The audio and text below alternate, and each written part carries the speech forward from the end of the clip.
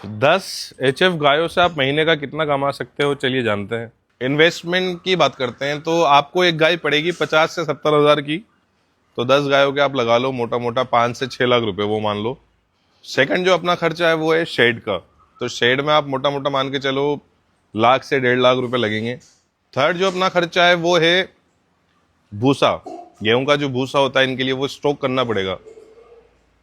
तो वो आप मान के चलो 1.5 से 1.75 के समथिंग, मतलब 1.5 लाख पकड़ के चलो आप मोटा मोटा। गेहूं का भूसा जो है वो आपको सीजन में स्टॉक करना पड़ेगा, वो मान के चलो आप 1.5 लाख के समथिंग का आपको स्टॉक करना पड़ेगा, क्योंकि वो बीच में मिलता भी है या नहीं भी मिलता है।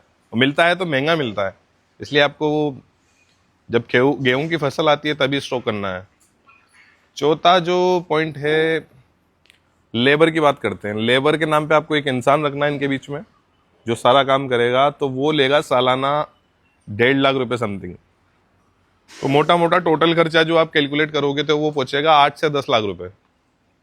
तो अब बात करते हैं बचत की। तो बचत में सबसे पहली चीज आती है दूध। तो आपके एक गाय जो है वो दिन का देगी 20 लीटर दूध। तो 10 गाय का आपका हो रहा है 200 लीटर दूध। और लोकल में आप अगर इस दूध को सेल करोगे तो आपके रेट आएगी 35 से 40 रुपए। लेट सपोज 38 रुपए मान लेते हैं।